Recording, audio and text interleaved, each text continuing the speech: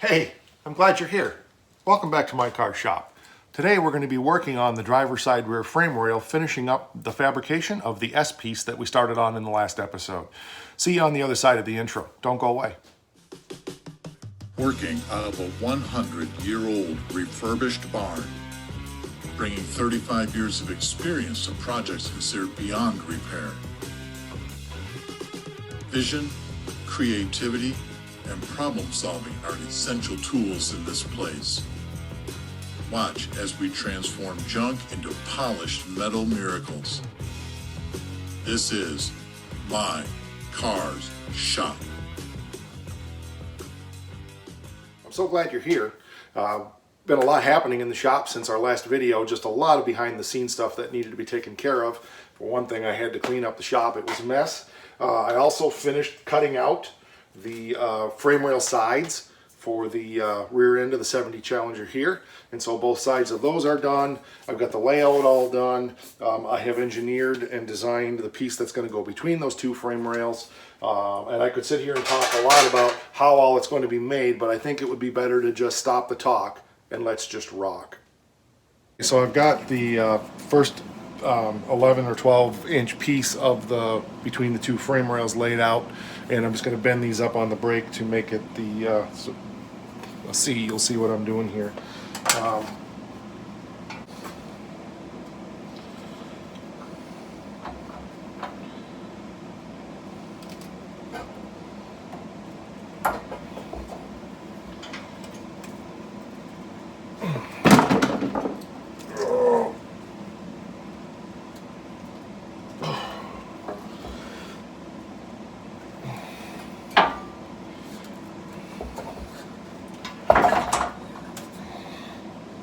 Too far. Dang it.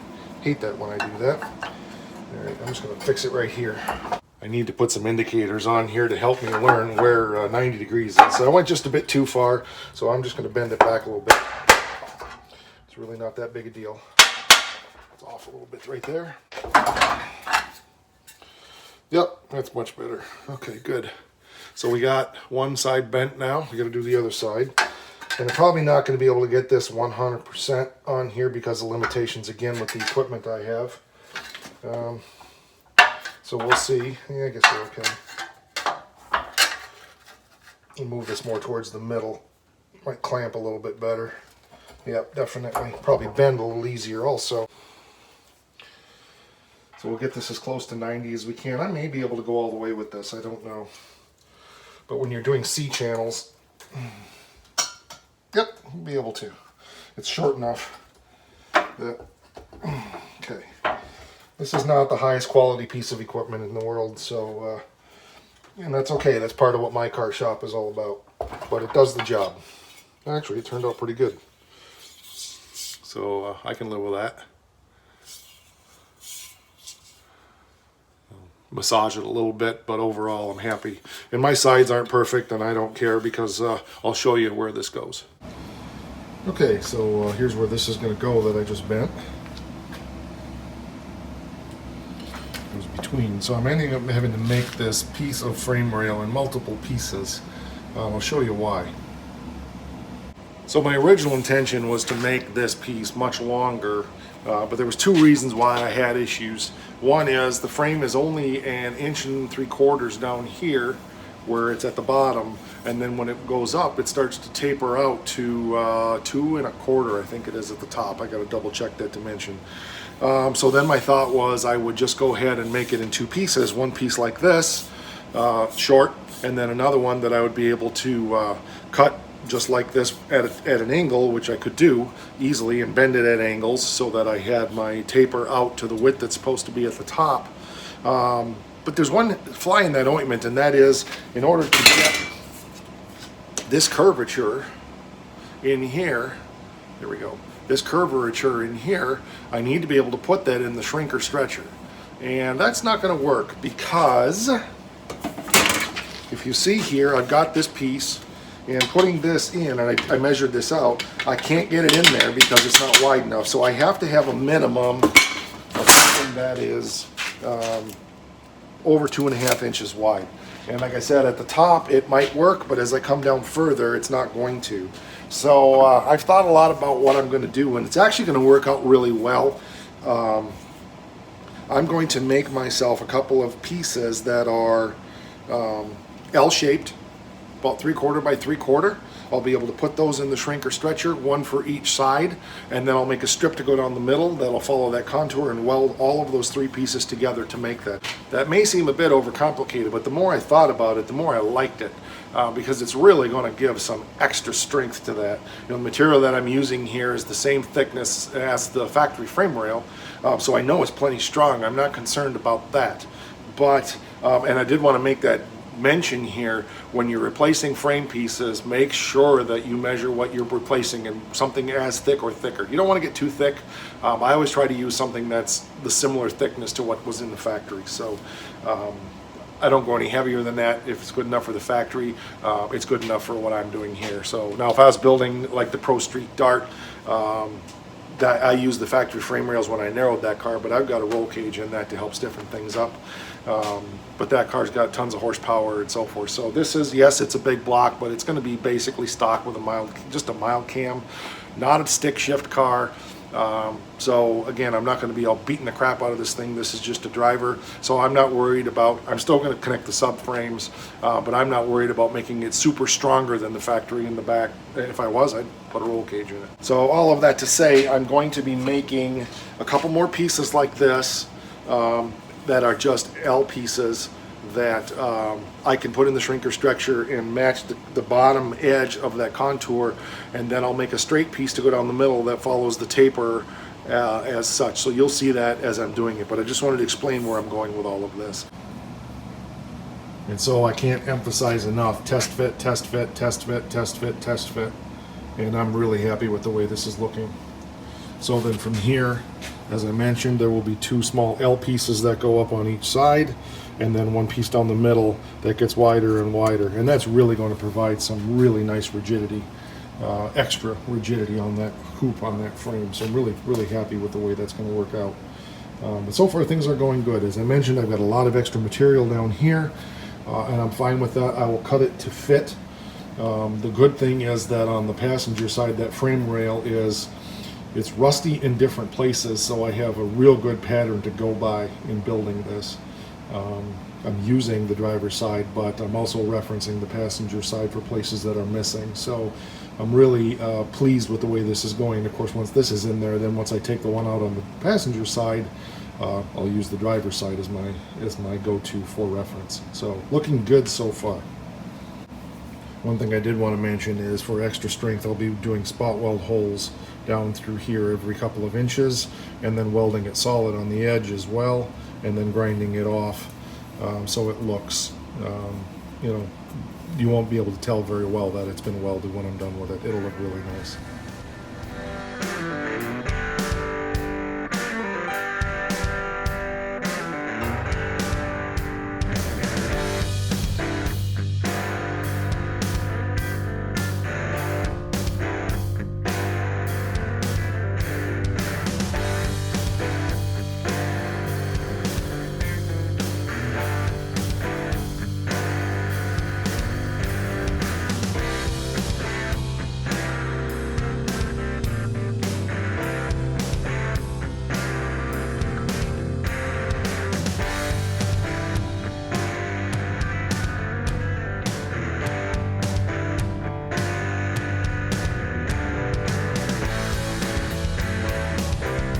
I have the one side done, and I'm not unhappy with that at all.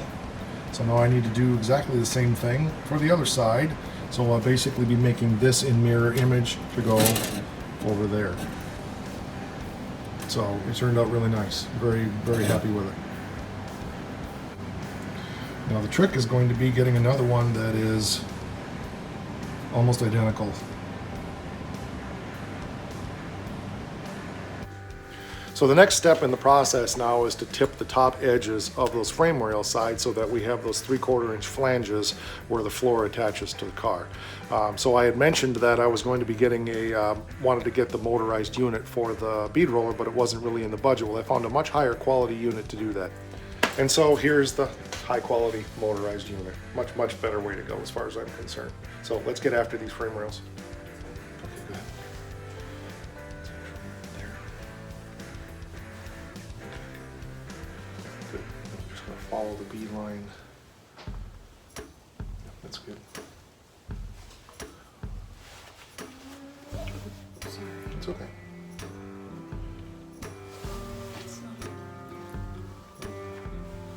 I've got a lot of tension on it, but I'm just trying to get a bead line laying on it right now so that we have something to follow. Slower, slower.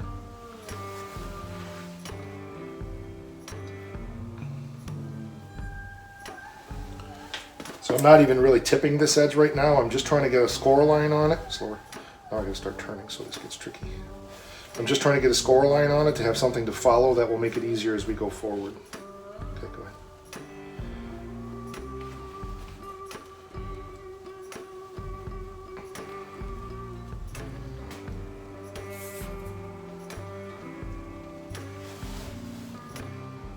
But you can see even still, it's already starting to tip it just because of the nature of the urethane wheel underneath.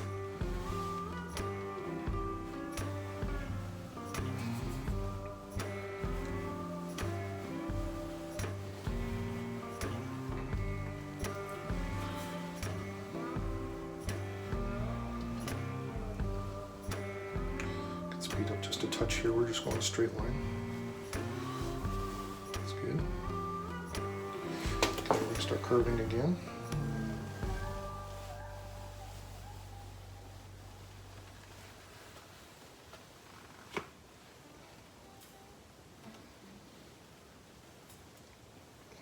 Keep going. It's got a little catch. Resistance.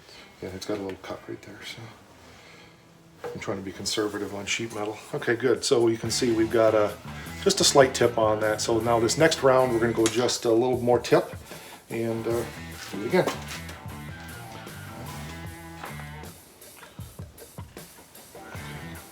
Good. So I'm coming up at like a, I don't know, 30, 40 degree angle, something like that.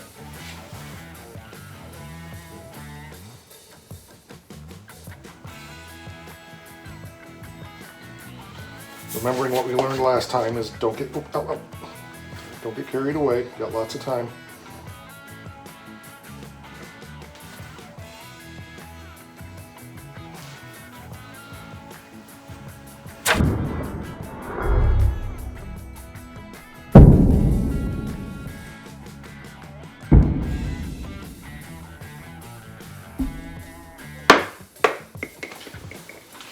Okay.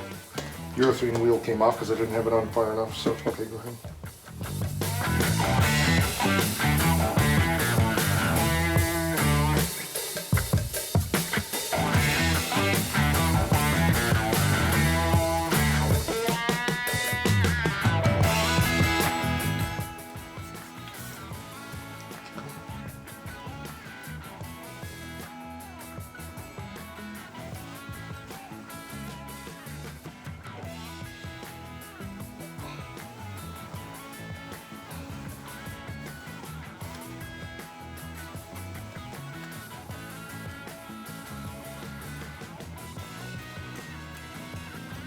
There's a little stiff spot.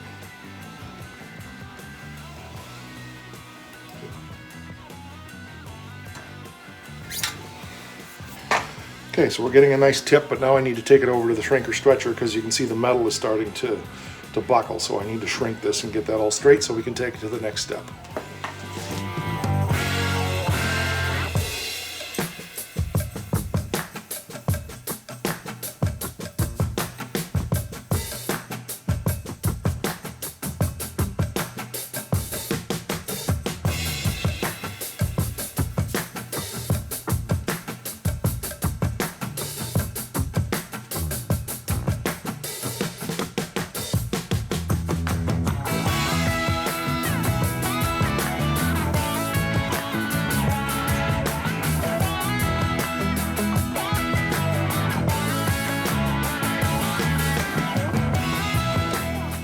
Okay, so we got the first one pretty much done. Got a nice tip angle on it. It's really tough on the bead roller to roll this metal because it's so thick, but it works. You just got to keep putting that neoprene wheel back on. I could stick a bolt in the end of there and keep it from doing that, but it's not bad this way. So we're going to do the other one, and then we'll have a pair of these done. There's a lot of hammer and dolly work yet to do, but big step forward here for sure.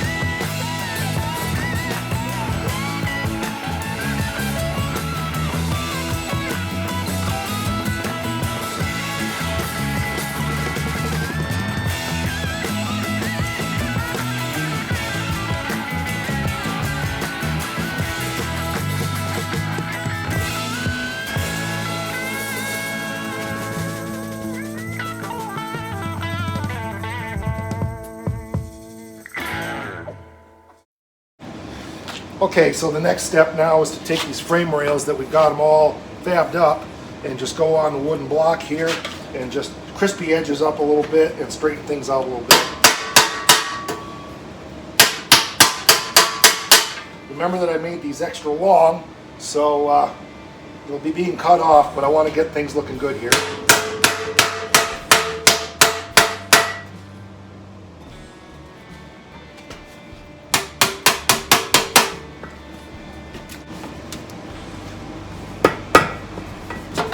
Really should take a saw here sometime and make a true rounded corner.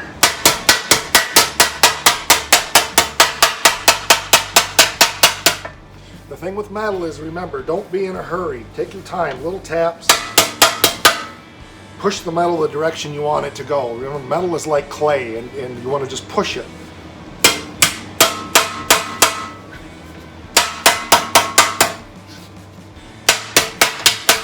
Looking good.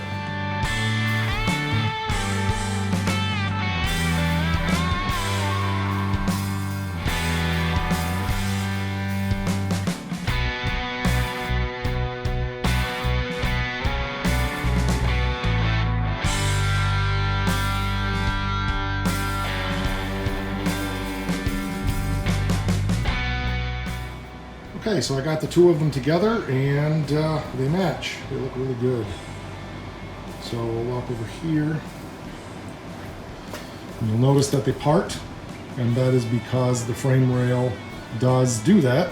It gets wider the further it goes up. Now it's probably a bit exaggerated, but that's going to be pulled back together again by the piece underneath, so I'm not worried about that at all. But it looks good. I'm real happy with it. So I'll start constructing this now with the pieces I have done, and we'll go from there. Alright, so I've got everything test fitted together now. The next step is to make the piece that goes down the middle. It starts at about 1 3/4 and goes down here to about 2 1/4. So it'll be a nice tapered piece. So I think I'm just going to cut a square piece, 2 1/4 by whatever that dimension is. I don't remember, 20 inches I think. And then I'll just trace it out on there and cut the taper and be good to go. So we're making good progress here.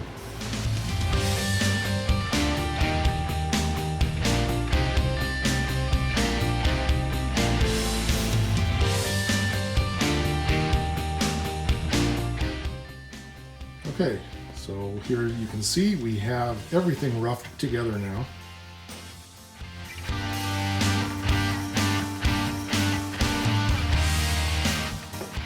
All of the pieces are fabricated, they're cut. There's some trimming to do on this because it goes from being about 1 3/4 down here to 2 1/4 up here. So I need to get back in here and trace that out and dimension that. This whole thing does need to come apart again. Nothing is welded. I've only got one screw and all these clamps holding it together right now. So it's there. All the pieces are there. We have the frame rail sides tipped for where it bolts or screws, not bolts, welds to the floor. I'm tired. My inner pieces in here are made.